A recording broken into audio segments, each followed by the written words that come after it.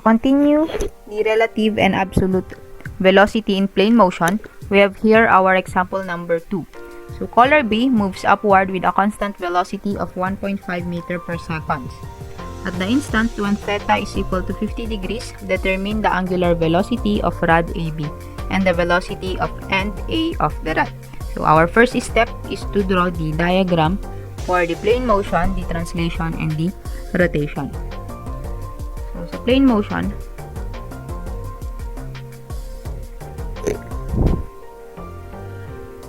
so this is our rod, for example, and then we have here the velocity of A that is located 25 degree with the horizontal. And then for the translation, we have here our rod.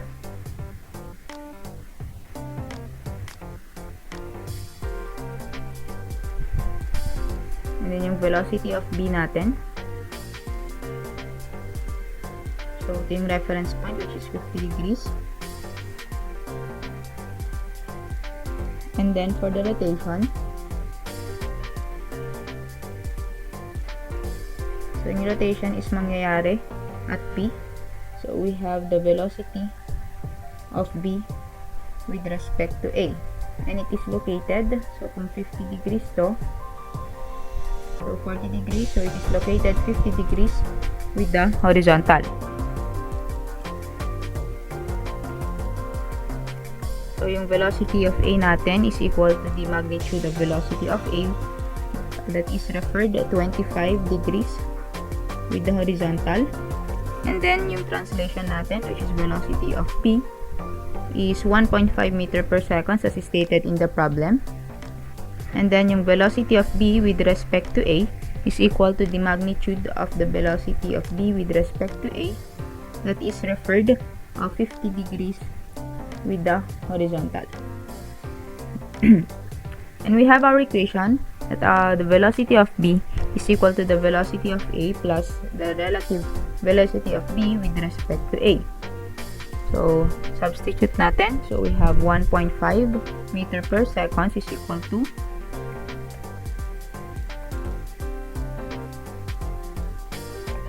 plus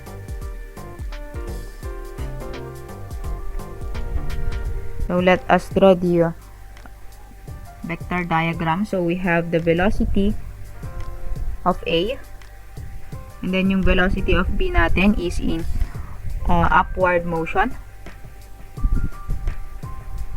So this is our velocity of B is in upward motion, and then the line that is connecting B and A is the velocity of B with respect to A. So we have here yung 50 degrees kanina. So this is 50 degrees. This is 25. So creating a 90 degrees here. So we have 65 degrees. So if this is 25, therefore this is also 25. So 50 plus 25 plus 65 minus 180. So this is 40 degrees.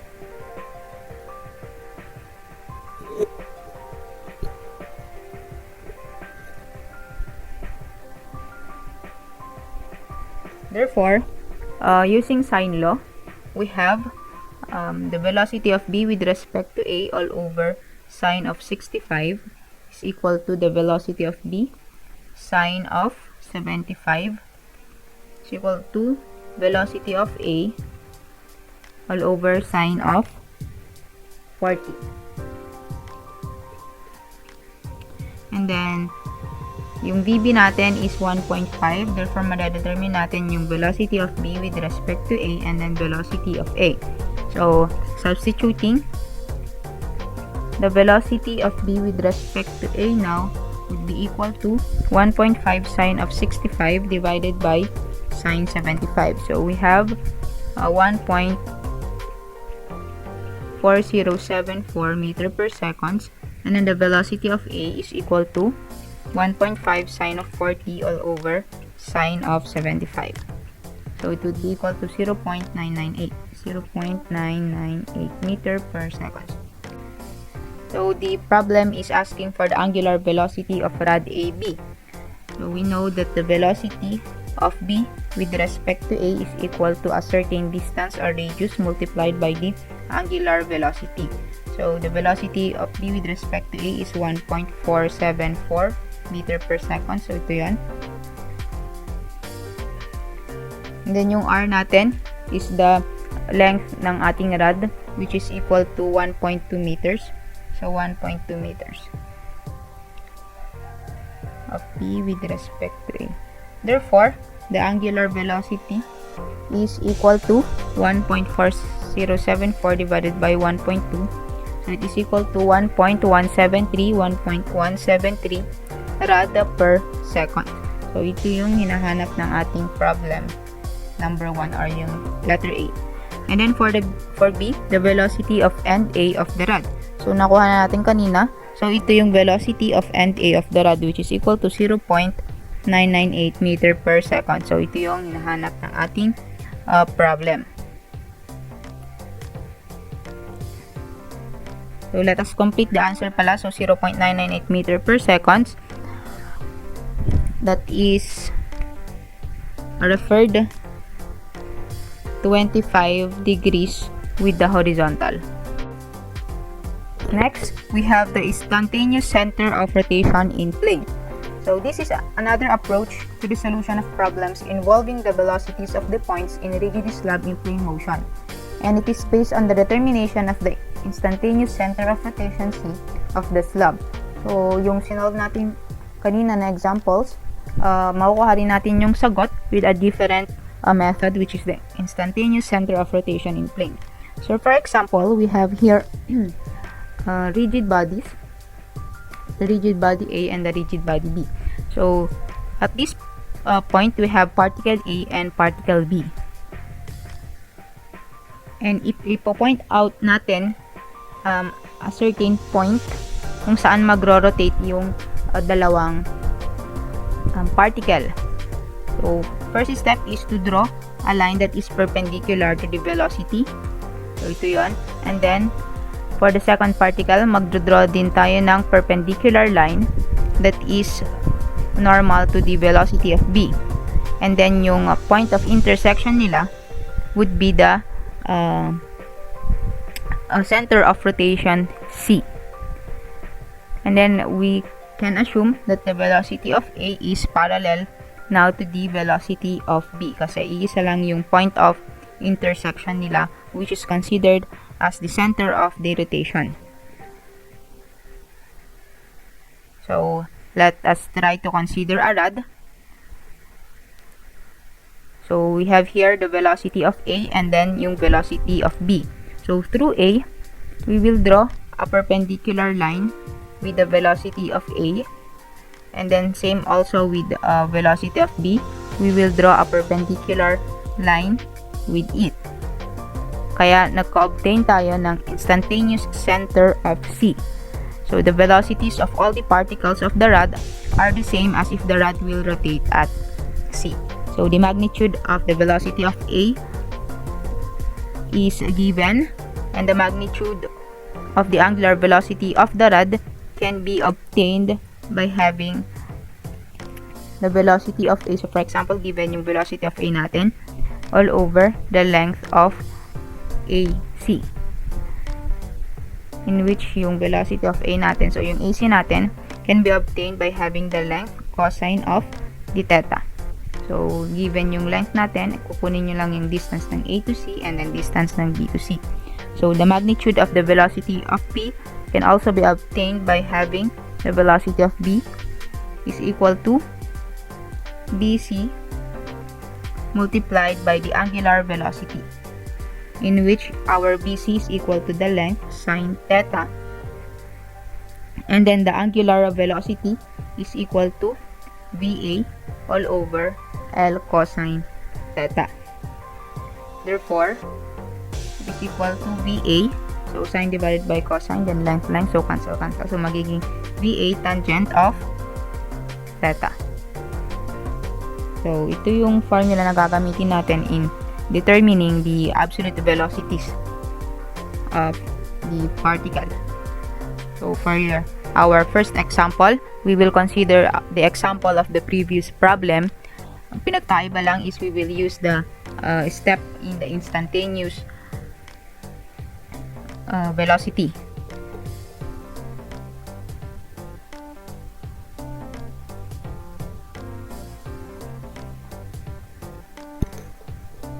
So this is a double gear that is stationary in the lower rack. The velocity of its center A is 1.2 meter per second directed to the right. We will determine the angular velocity of the gear and the velocity of the upper rack R and of point D of the gear. So yung answer niya must be the same nung nakuha natin at the previous example. Dun sa relative and absolute velocity in plane motion. So the first step is to draw the illustration showing the forces or the velocity at each point.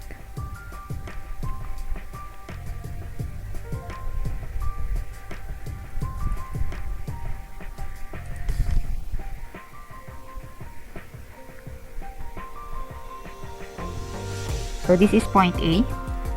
Meron tayong velocity of A. This is point B. So we have the velocity of B.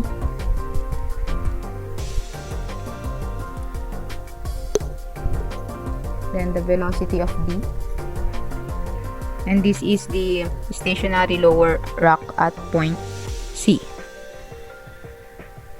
So the distance from here is 100 millimeter. 150. So 150 millimeter. And then B to C is 250 millimeter. So since the gear is rolling at the stationary lower rack C, the point of contact C has no velocity. And we can consider or we can assume that this is the instantaneous center of rotation. So yung C yung ating instantaneous center of rotation.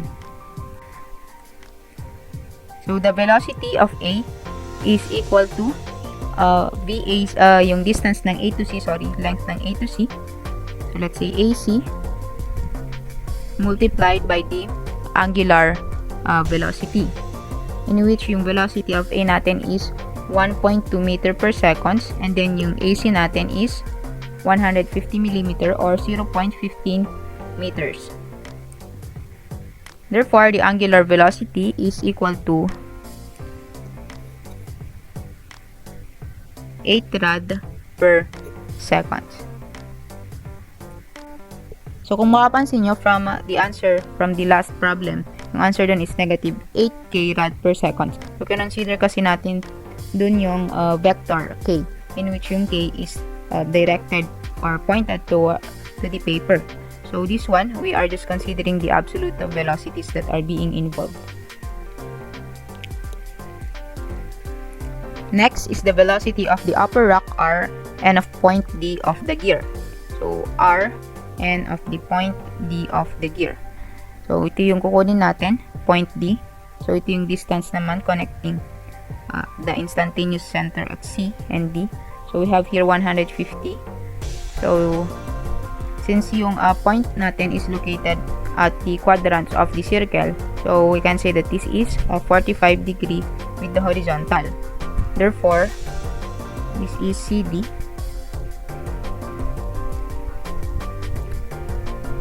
We have sine of 45 degrees is equal to 150 millimeters all over CD. Therefore, distance CD is equal to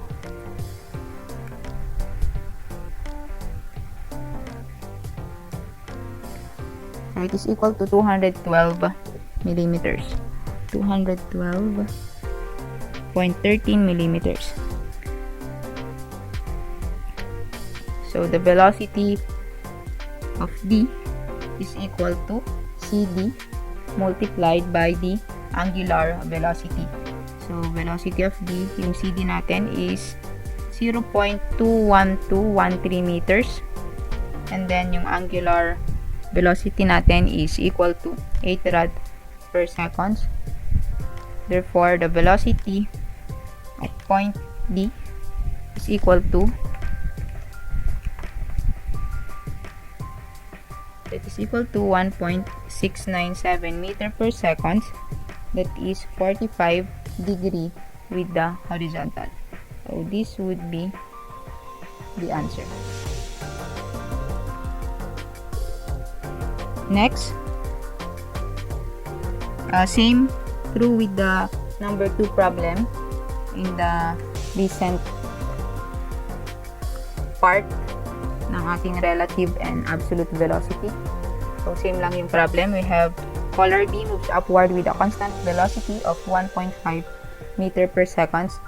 At the instant when theta is equal to 50 degrees, determine the angular velocity of rod AB and the velocity of end A of the rod.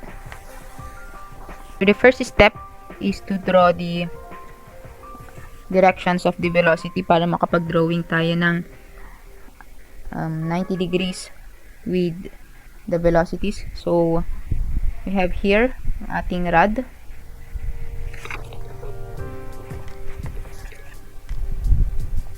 So this is our rod. This is A and this is B. So yung velocity of A natin is located at 25 degrees with the horizontal.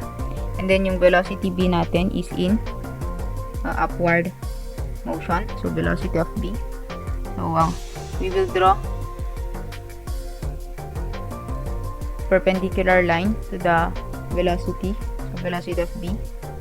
And then yung velocity of A natin, drawing a perpendicular line. So this is 90 and this is also 90. So this is 50 degrees. So we have here 40 degrees. This is the center or the instantaneous center of velocity. And then this is, so we have 40 here. So if this is 90 degrees, so 50 yan. Also this is 90, so 50 plus 90 minus 180. So this is, the whole thing of this is 40 degrees, therefore this is only 40 minus 25, so this is 15 degrees. Therefore this is 75 degrees. So 75 plus 40 minus 180, therefore this is 65 degrees. So nakuha na natin yung mga angles. So we will determine the angular velocity of rod AB. So the velocity of B is equal to, dito tayo, since yung velocity of B yung given, is equal to BC multiplied by the angular velocity.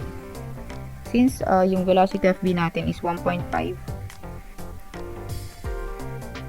and yung BC natin can be determined using sine law. So this is 1.2 meter.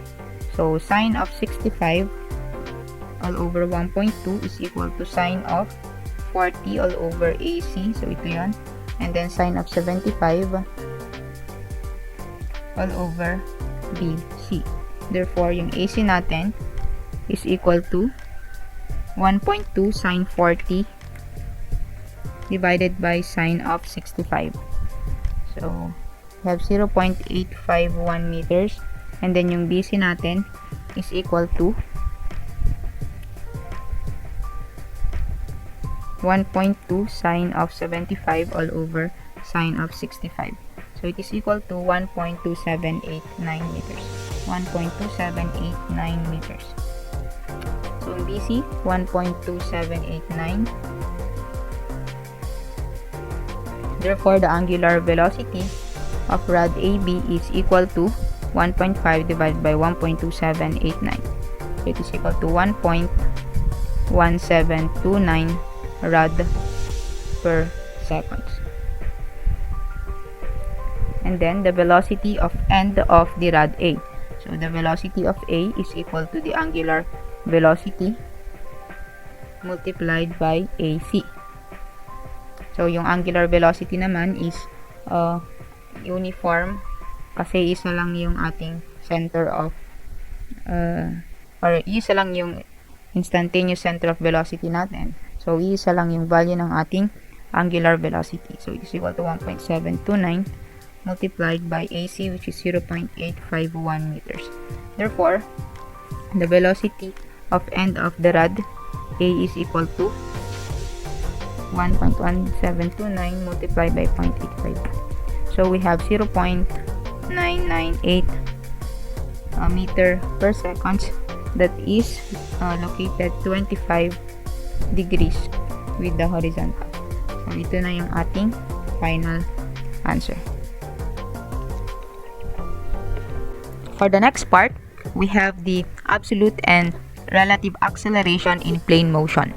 So, we saw that in the previous section, which is the absolute and relative velocity in plane motion, any plane motion can be replaced by a translation defined by the motion of an arbitrary reference point A and a rotation at point A. So, this was used to determine the velocity of the various point of the moving slab. And this is also same with the property that we will be using to determine the acceleration of the points of the slab. So, we have here a rigid body.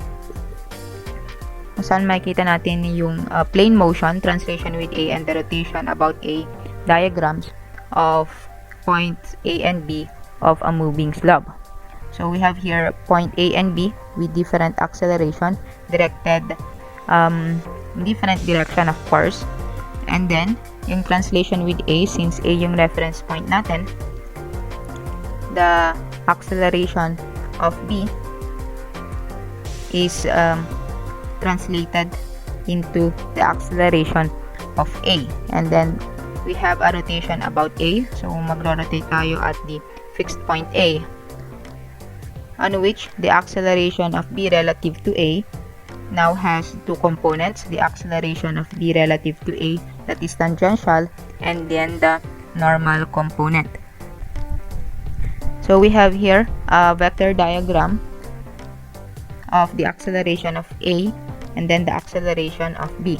So, connecting these two vectors, magkakaroon tayo ng acceleration of B with respect to A, and then meron siyang normal and tangential component, in which we have the acceleration in plane motion. The acceleration of B is equal to the acceleration of A plus the acceleration of B with respect to A, in which yung acceleration of B with respect to A natin in tangential component is equal to our angular acceleration multiplied by vector K. Then we had the distance of B with respect to A. And then the acceleration or the normal component of the acceleration of B with respect to A is equal to the negative angular velocity squared multiplied by the distance of B to A, in which this is equal to the distance multiplied by the angular acceleration, and then this is equal to the distance multiplied by the angular velocity squared. So, yung R natin is the distance from A to B. Therefore, we can say that the acceleration of B now is equal to the acceleration of A plus the cross product of the angular acceleration multiplied by the vector K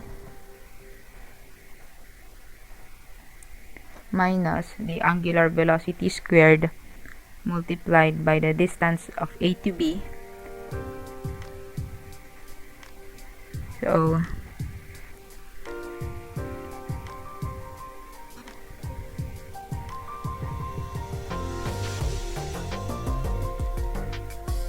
this is now the equation in getting the acceleration of B.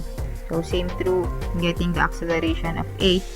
So, acceleration of A is equal to the acceleration of B plus the angular acceleration multiplied by the vector K and the cross product of, since iisa lang naman yung distance ng ating R, B with respect to A. So, magiging RA with respect to B na yan, but the magnitude is just the same. and then it is equal to the angular velocity squared multiplied by the distance. So, same true lang yan. So, we have here a rod A and B, in which yung reference point natin is about A. So, for the translation with A, since yung translation natin is referred in A, the acceleration of A is located in point B also. And then for the rotation about A at this part, we will have the rotation at the center or at the fixed point A, on which magkakaroon na tayo ng tangential component ng acceleration of B with respect to A and the normal component of the acceleration of B with respect to A. So, magkakaroon dito ngayon sa fixed point natin ng angular velocity and the angular acceleration with respect to our fixed point A. So, same true lang din kung gagawin natin fixed point yung B. So, we have a translation at B. So, dito naman magkakaroon ng velocity. So, we have here our acceleration, other acceleration of B. So, same din, magkakaroon dito ng acceleration of B. And then, yung rotation natin, yung fixed point natin will be at P.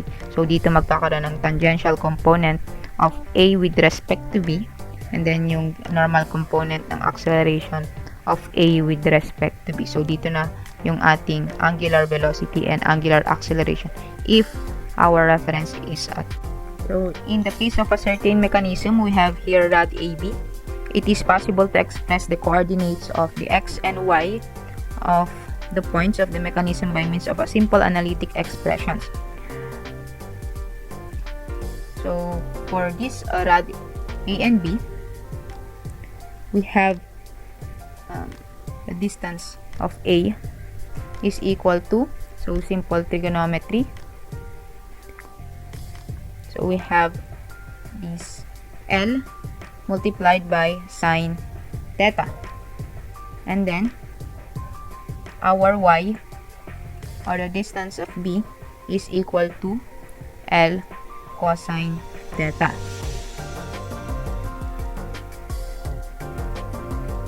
So, our velocity of A now is equal to the first derivative of x, which is equal to L, the first derivative of theta cosine of theta. And then the acceleration of A is equal to the second derivative of x, so which is equal to negative L, first derivative of theta squared sine theta plus L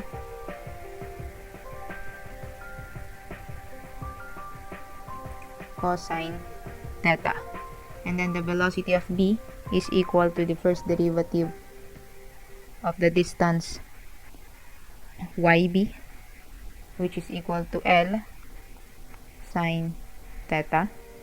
And then the acceleration of B is equal to the second derivative of the distance B, which is equal to negative L squared cosine theta minus the second derivative of theta sine of theta. So we have, or we know, that the first derivative of theta is equal to the angular velocity, and the second derivative is equal to our angular acceleration. Therefore, we can say that the velocity of A now is equal to length multiplied by the angular velocity multiplied by cosine theta. And then the acceleration at A,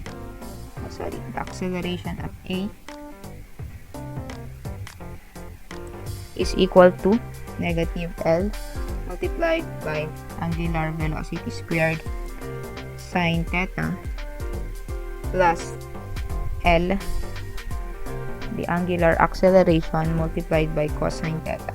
And then the velocity of B is equal to negative L, the angular velocity sine theta. And then the acceleration of B is equal to negative L, angular velocity squared cosine theta minus L, the angular acceleration multiplied by sine theta.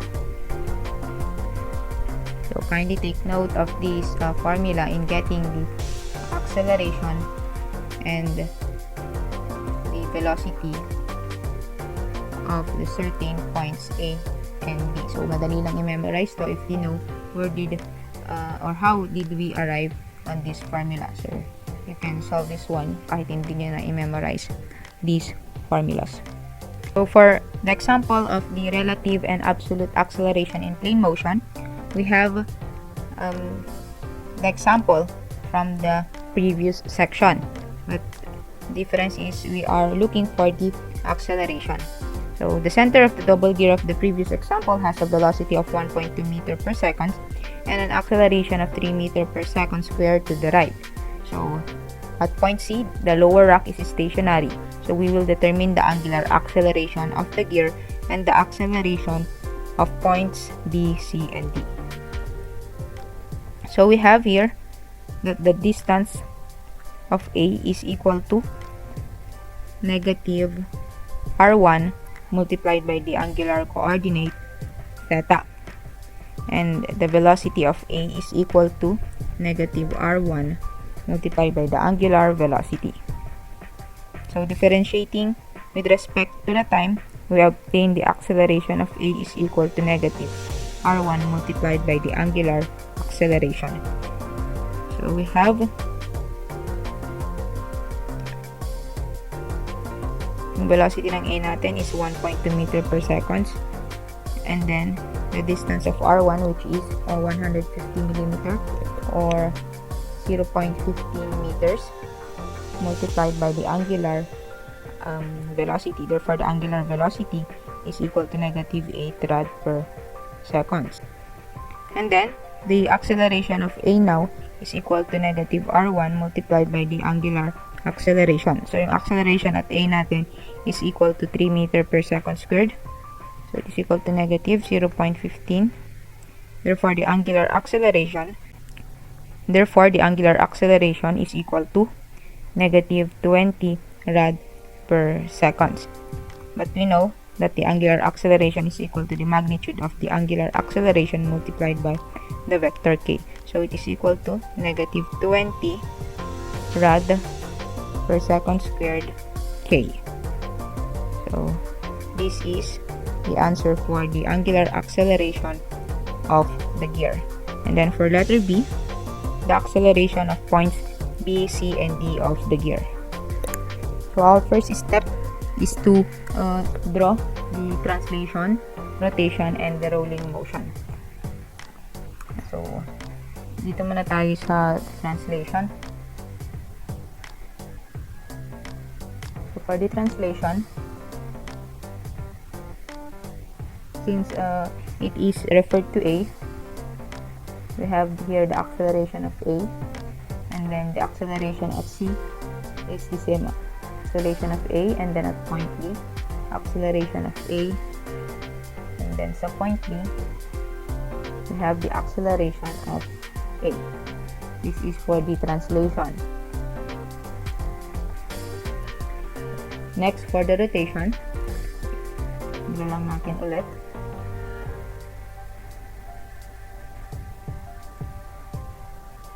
On which, yung fixed reference natin is at A. So, dito mag-a-occur yung angular velocity and the angular acceleration. So, we have here the angular acceleration and then the angular velocity. So, sa point ng ating D, so dito na tayo sa D, we have the normal acceleration of D with respect to A, that is in tangential, and then yung normal component natin.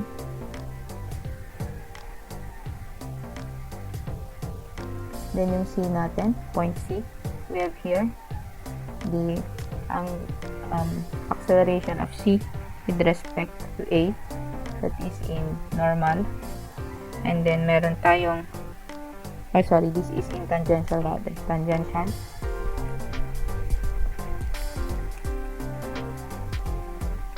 And then yung normal natin, we have the acceleration of C with respect to A, normal. And then at point din natin, same then, we have the normal component of the acceleration of D with respect to A. and then yung tangential component ng ating acceleration of D with respect to A. Therefore, if pagsasamahin natin itong dalawang diagram, we have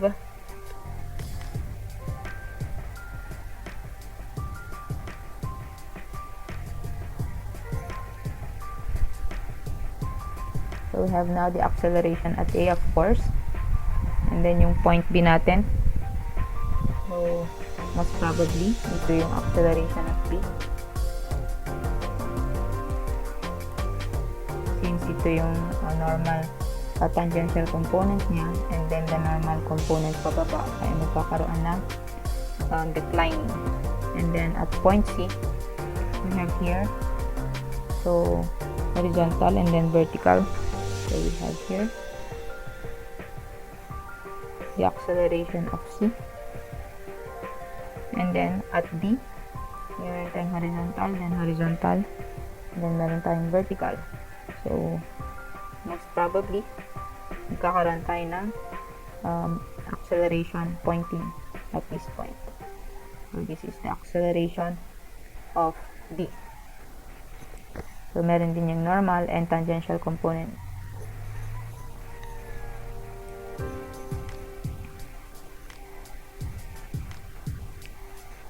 So, for the acceleration at B, punta na tayo sa acceleration of B. It is equal to the acceleration of A plus the acceleration of B with respect to A. And we have a formula kanina.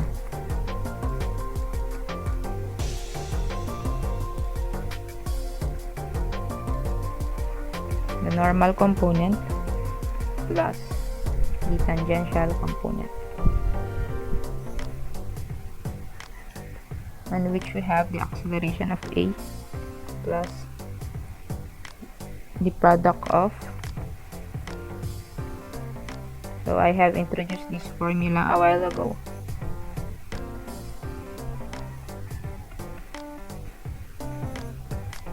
So substituting, the acceleration of A is equal to 3 meters per second squared plus we have negative 20 rad per second squared yung acceleration, angular acceleration natin kanina. So, negative 20 rad per second squared and the vector K, and then the distance, which is 0.1 meter minus 8 rad per second squared, and then yung distance, which is 0.1 meter J. So, summing up, so we have here 3 meter per second squared I. So, pinagsama natin yung K and J, so we have I. So, the vector product of negative K multiplied by J is I. So, magiging plus 2 meter per second squared I minus this one 8 squared multiplied by 0.1. So, we have 6.4 meter per second squared J. So, combining these two, we have now square root of 5i squared plus 6.4 squared.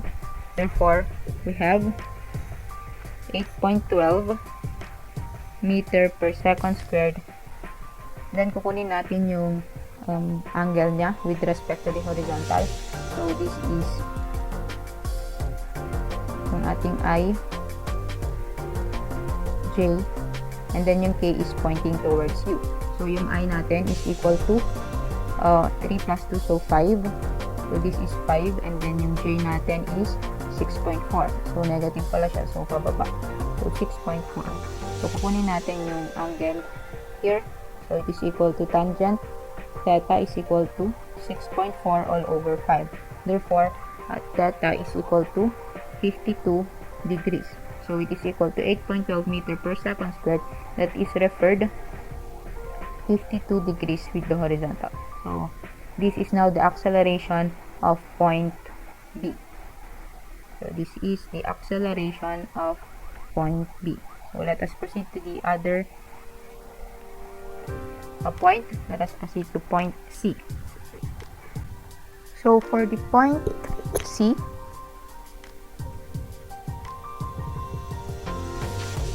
we have the acceleration of C.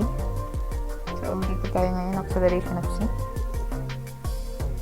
is equal to the acceleration of A plus the acceleration of C relative to A. So it is equal to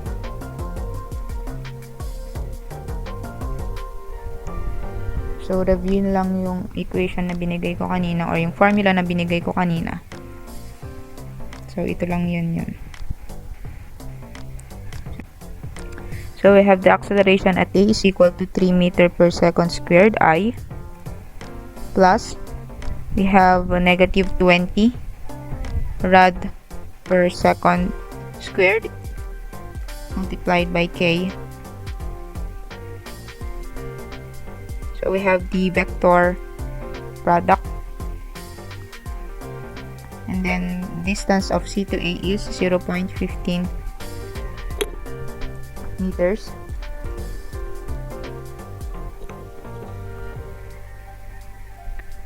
So this is J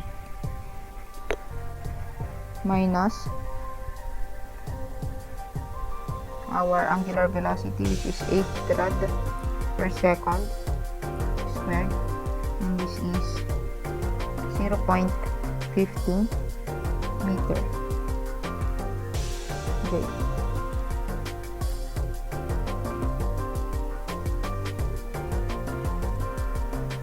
Therefore, simplifying, we have 3 meter per second squared I, and then 20 multiplied by 0.15, and then negative K multiplied by J. So we have I. So we have negative 3 meter per second squared I plus 8 times 0.15, which is 9.6 meter per second squared J.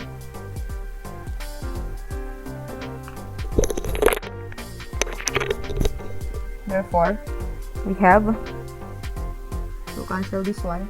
So we have 9.6 meter per second squared.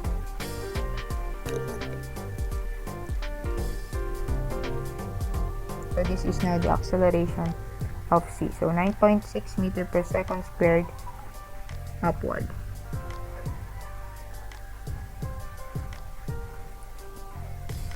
Next, for the acceleration of D. So we have the acceleration of A plus the acceleration of D with respect to A. Therefore, we have the acceleration of A plus the cross product of the angular acceleration K, and then R d all over A minus W squared, angular velocity squared R d with respect to A. So ito na yung kukunin natin, acceleration of D. So the acceleration at A is equal to 3 meter per second squared I minus 20 rad per second squared K, and then we have the distance of D to A is 0.15, so negative 0.15 meter I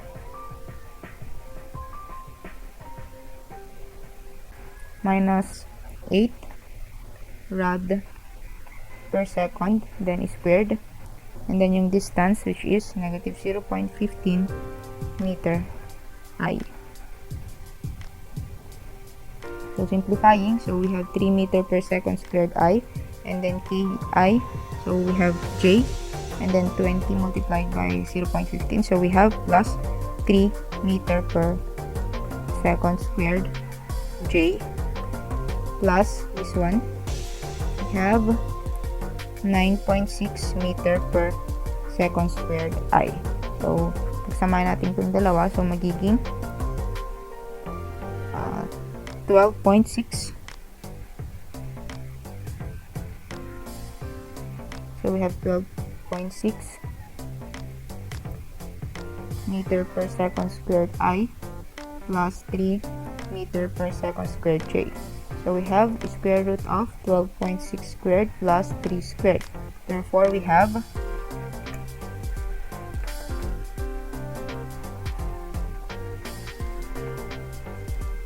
12.95 meter per second squared. So we have 12.95 meter per second squared, and then yung angle niya. So if we have here I, which is 12, J pala, we have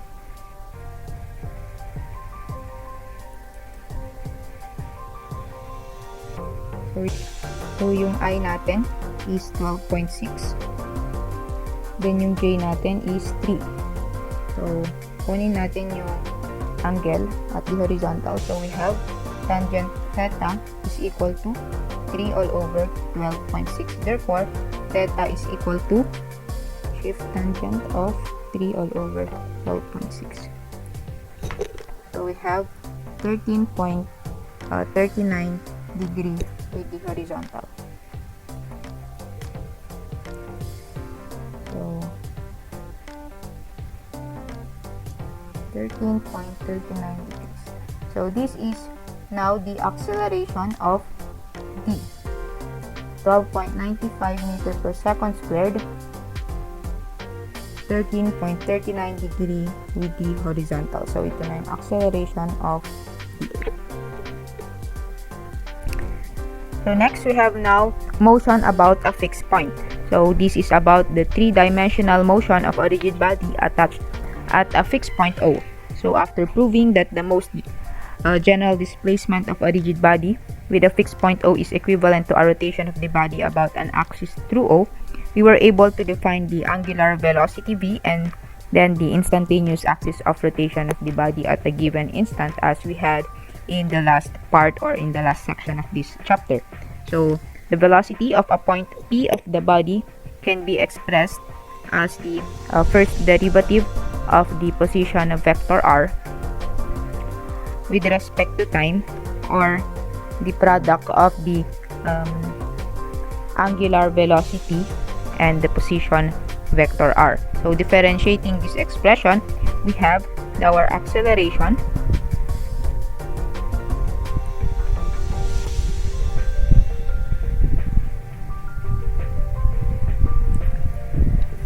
So we have now the acceleration is equal to the vector product of the angular velocity and then the position vector r plus the vector product of the angular velocity and the vector product of the angular velocity and then the position vector r. And we also have the general motion. So general motion, this is any motion of a rigid body which does not fall in any of the categories we have before. So the most general motion of a rigid body in space is equivalent to the sum of the translation and the rotation, in which the velocity of B is equal to the velocity of A plus the velocity of B with respect to A.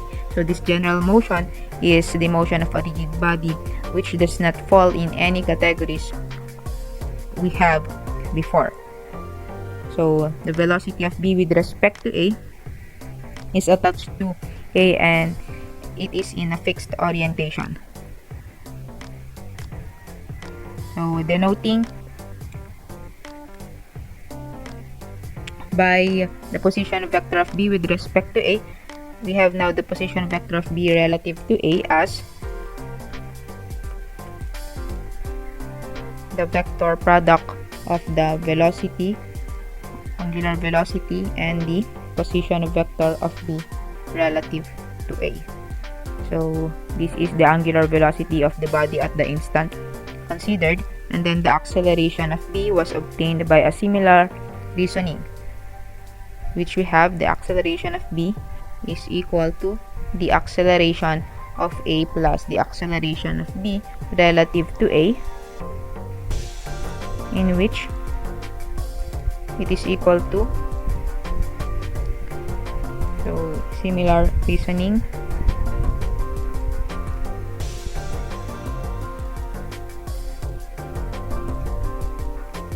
so just like the vector a while ago. So the acceleration of B is equal to the sum of the acceleration of A plus the vector product of the angular acceleration and the position vector of B relative to A plus the angular velocity, cross product of the angular velocity and the position vector of B relative to A. So let us have our example here. So for the first example, the crane show rotates with a constant angular velocity of 0.3 rad per second. Simultaneously, the boom is being raised with a constant angular velocity of 0.5 rad per second relative to the cab. Knowing that the length of the boom is 12 meters, determine the angular velocity of the boom, the angular acceleration, the velocity at the tip of the boom, and the acceleration at the tip of the boom. So the length of boom OP is equal to 12 meters. So this is 12 meters. Therefore, this is equal to cosine of 30 degrees is equal to, let's say, this is x all over 12 meters. And then this one, this is y. So sine of 30 degrees is equal to y all over 12 meters. Therefore, x is equal to 10.39 meters. So this is equal to 10.39, and this is equal to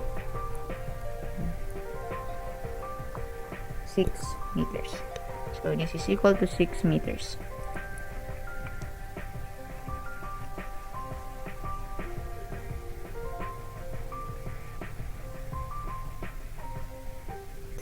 So for letter A, we will determine the angular velocity of the boom. So at this instant, we can easily determine the angular velocity of the boom by having the sum of the angular velocity 1 plus the angular velocity 2. So we have the angular velocity 1, 0.3 rad per second. So again, this is I, J, and then pointing towards you or pointing towards the paper is a vector K. So at this point, we have 0.3 rad per second J plus, so this point we have angular velocity 2, which is 0.5 rad per second K. So this is now the angular velocity of the boom. So for letter B, we will determine the angular acceleration of the boom. So the angular acceleration can be determined by having the first derivative of the angular velocity.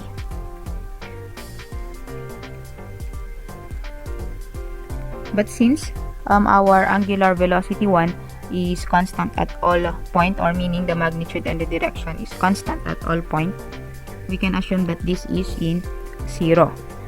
And then we will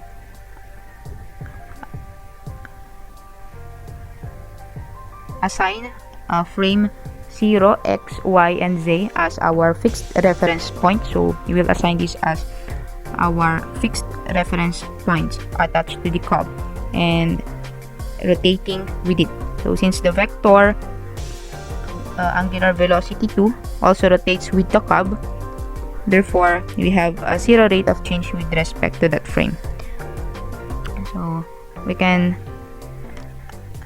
assume that the angular acceleration would now be equal to yung fixed reference point natin, which is equal to, so 0 plus 0.3 rad per second J cross product of 0.5 rad per second K.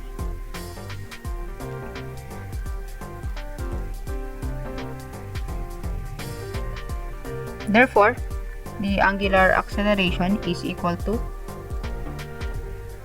0.15 rad per seconds. J multiplied by K is I. So, 0.15 rad per second squared. So, this is now our angular acceleration. So, for letter C, we will determine the velocity v of the tip of the boom. So, our P, the position vector of P is equal to 10.39 meters I plus 6 meters J. So, we will determine the velocity of tip of the boom, in which our velocity is now equal to the angular velocity na nakuha natin at the first part, or yung answer natin from letter A, cross product of the position vector of P. So, cross product ng dalawang vector, we have I, J, and K. So, for our angular velocity na nakuha natin kanina, so we have 0, and then 0.3 rad per seconds, and then yung K natin is 0.5 rad per seconds, and then yung position vector R natin, or yung P natin, which is equal to 10.39 meters, and then 6 meters for J, and then 0 for K. So, using your calculator, kindly follow my instructions. So, we have mode 8, and then 1, and then 1. So, we have A. So, the vector A would be equal to 0. And then, for the second column, we have 0.3. And then, the third column, 0.5. And then, again, we have shift 5. And then, let us proceed to 2. And then, 2. Then, 1. So, we have vector B, which is equal to 10.39 at the first column, second column 6, the third column 0, and then we have shift 5, 3, and then enter the multiplication sign, and then shift 5, 4. So it is equal to negative 3, and then second column 5.195, and then third column is negative 3.117. So this is I, J, K. Therefore, the velocity, or the velocity of the tip of the boom would now be equal to, so ito yung final answer natin. Sulat ko na lang dito. So, it is equal to negative 3 meter per seconds I plus 5.195 meter per seconds J minus 3.117 meter per seconds K. So, this is the velocity at the tip of the boom. So, for letter D, we will determine the acceleration of the tip of the boom. So, for letter D, the acceleration. So, recalling that our velocity is equal to the angular velocity and the cross product of the position vector R. So, we can rewrite the formula as the acceleration is equal to the angular acceleration. So, yung formula na binigay ko kanina. So, recall that formula.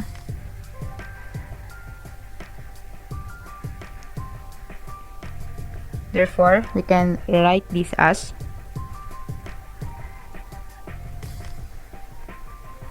yan. So, since this is the velocity, so nire-write ko lang.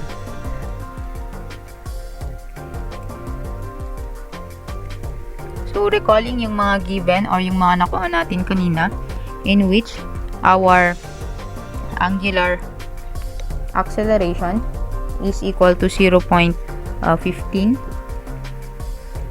rad per second squared I, and then yung ating angular velocity is equal to 0 yung I natin plus 0.3 rad per seconds J plus 0.5 rad per seconds K. And then yung ating velocity is equal to negative 3 meter per seconds I, and then plus 5.195 meter per seconds J minus 3.117 meter per seconds K. So we have now this data. Ay, meron pa pala yung position vector R natin. So yung position vector R is yung position ng T. So which is equal to 10.39 meters I plus 6 meters J. So we're now ready to tabulate the data and then gawan natin ng table for the cross product. So the acceleration is equal to, so dito muna tayo. So this is yung angular acceleration natin is 0.15 I, 0J, 0K. And then for R, position vector, 10.39, 6, and then 0. And then plus yung cross product nitong dalawa, which is equal to, so yung angular velocity natin, so 0, then 0.3 I, and then 0.5 K. And then for velocity, we have negative 3, and then 5.195, and then negative 3.117. So using your calculator, go to mode 8, 1, 1, and then input the data. So 0.15 for the first column, 0, 0. And then go to shift 5, 2, 2, 1. So we have now vector B, which is 10.39, 6, and 0. So go back to shift 5, 3, input the multiplication sign, and then shift 5, 4, then equals. So vector A cross product of vector B.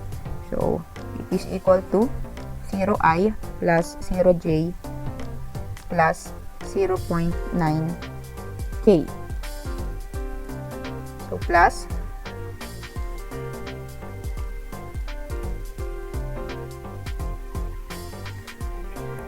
so repeating the process again, go to mode. So kunin natin yung vector product nito. So go to mode 8, 1, 1. So input the data, 0, 0.3, and then 0.5. And then proceed to shift 5, 2, 2, 1. We have negative 3, and then 5.195, and then negative 3.117. Then go back to shift 5, and then 3. Input the multiplication sign, and then shift 5, 4. So vector A multiplied by vector B is equal to, so it is equal to negative 3.532 I minus 1.5J plus 0.9K. So simplifying, we have negative 3.532 I, and then J minus 1.5J plus 1.8K. So our final answer for the acceleration of A of the tip of the boom is equal to negative 3.532 meter per second I minus 1.5 meter per second squared J plus 1.8 meter per second K. So this is now our final answer.